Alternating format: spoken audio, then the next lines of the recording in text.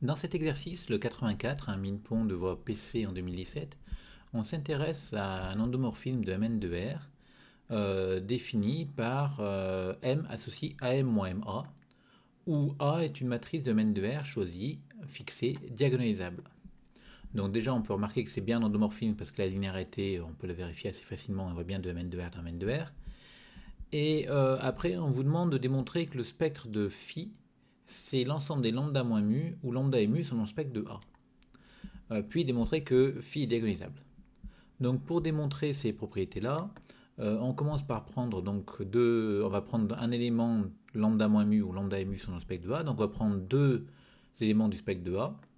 On va prendre des vecteurs colonnes, des vecteurs propres associés. Donc on va prendre un x différent de 0 tel que x égale lambda x. Et l'idée c'est qu'on veut former une matrice M qui doit être une matrice carrée. Donc on a ici un vecteur colonne x. Il faudrait le multiplier par quelque chose pour en faire une matrice carrée. Donc l'idée, ça va être de le multiplier à droite par une matrice ligne. Et c'est pour ça qu'on va remarquer que le spectre de A, c'est égal au spectre de la transposée de A. Et donc on va prendre un vecteur propre de T de A, qui vérifie donc T de Y fois A en transposant, égale mu fois T de Y. Et on va poser M égale X fois T de Y. Et vous remarquez que cette matrice M, c'est une matrice colonne fois une matrice ligne. Et donc la matrice qu'on va obtenir, ça va être une matrice carrée. Donc elle est bien dans Mn2R. Et quand on calcule phi de m, on a donc du ax t de y. Donc là, ax, on va pouvoir le remplacer par lambda x. Et on a aussi du t de ya. Donc vous voyez l'intérêt d'être passé par transposé. C'est que si on avait pris un y vecteur colonne, déjà, ici on aurait été embêté parce que x fois y n'avait pas de sens. Mais en plus, moi ce qui m'intéresse, c'est que j'aimerais bien avoir ce vecteur-là fois a qui fait quelque chose de particulier. D'où l'intérêt d'avoir pris un vecteur propre de t de a, parce qu'ici on a t de ya qu'on va pouvoir remplacer par mu fois t de y. Et finalement, on se rend compte que ici on a du x t de y, ici on aura du x t de y, et donc on a lambda moins mu x t de y, c'est-à-dire lambda moins mu m. On a prouvé que phi de m égale lambda moins mu m. De plus, m est non nul, parce que x est non nul et y est non nul. Alors supposons qu'il y a un coefficient non nul dans x, par exemple, disons le troisième. Y a un coefficient non nul, par exemple le cinquième. Quand on va calculer x t de y, si on regarde le coefficient sur la troisième ligne et la cinquième colonne, ça va être x3 fois y5 qui va être non nul.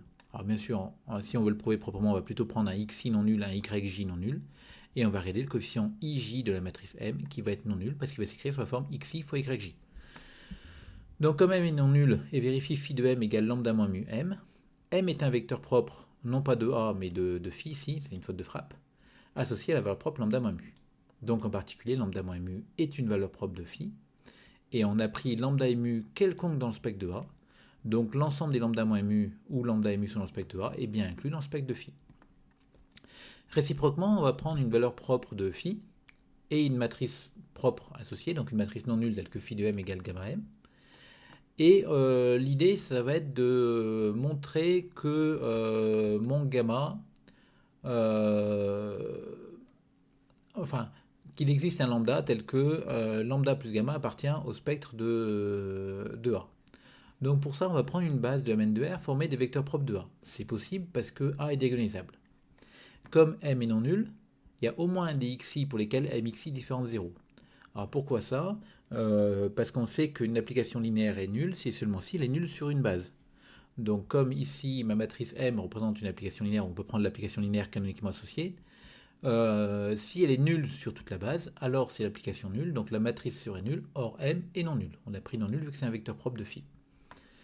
Donc du coup, on va prendre ce xi. N'oublions pas que j'ai pris une base de vecteurs propres de A, donc axi est égal à un certain lambda xi. Et finalement, quand je parle de l'égalité phi de m égale gamma m, j'écris ce que ça fait phi de m, ça fait am moins ma égale gamma m, et je vais multiplier par xi à droite. L'intérêt étant de faire apparaître ici un axi, qui fait donc lambda xi. Et je vais regrouper tous les mxi de l'autre côté. Et donc j'obtiens a fois mxi, donc ce terme-là, que j'ai juste réécrit, égale lambda plus gamma fois mxi. Et qu'est-ce qu'on vient de trouver finalement? Mxi est un vecteur colonne, parce que m est une matrice carrée, x est une matrice colonne, qui vérifie a fois la matrice colonne égale un certain nombre de fois la matrice colonne. mxi est non nul, parce qu'on a choisi i pour que ce soit non nul justement. Donc on a trouvé en fait un vecteur propre de A associé à la valeur propre lambda plus gamma.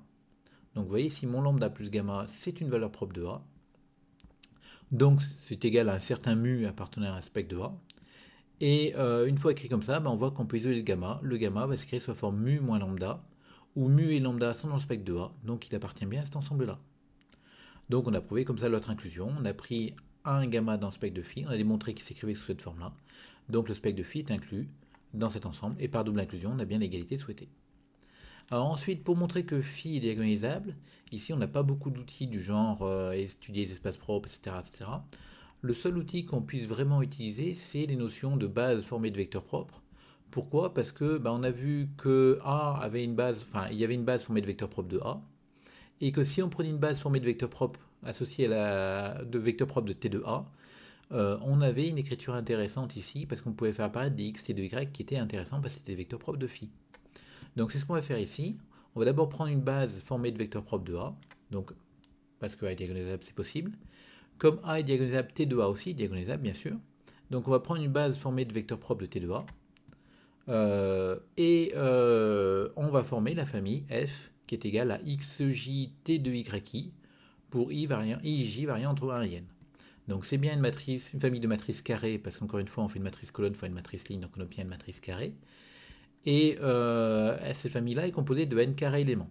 Donc si on arrive à démontrer qu'elle est libre, on aura gagné parce que ce sera une base. Et on a vu dans la première question que c'était des vecteurs propres de phi. Donc on va démontrer la liberté, donc on va supposer qu'il y a une combinaison linéaire de cette famille qui s'annule. Donc vous remarquez qu'ici il y a une somme double parce qu'il y a deux indices. Si cette combinaison linéaire s'annule, alors on va lire la k-ième colonne de cette matrice, parce que ça finalement c'est une grosse matrice carrée. Enfin c'est une matrice carrée. On va regarder la k-ième colonne. Donc pour obtenir la k-ième colonne, qu'est-ce qu'on fait? Au lieu de multiplier xj par t de yi, qui nous forme la matrice carrée, comme je veux que la colonne k, en fait je vais m'intéresser juste à xj fois le k-ième coefficient de yi. Donc ce que je vais noter, yi indice k, donc le k-ième coefficient du vecteur yi. Et en fait ma k-ième colonne, ça va être juste le produit de xj fois yi indice k, le k-ième coefficient. Donc comme c'est un réel, je peux le passer devant, et j'obtiens ça. Et je vais changer de place mes deux indices, qui est tout à fait possible ici, parce que, et sans aucun problème, parce que c'est des sommes finies. Et on voit que la première somme ne dépend pas, la deuxième somme ne dépend pas de la première. Donc on intervertit juste les deux signes sommes. Et on fait apparaître comme ça une combinaison linéaire d'xj qui vaut 0. Parce que remarquez bien que tout ceci là, c'est un réel, tout ce qui est là-dedans.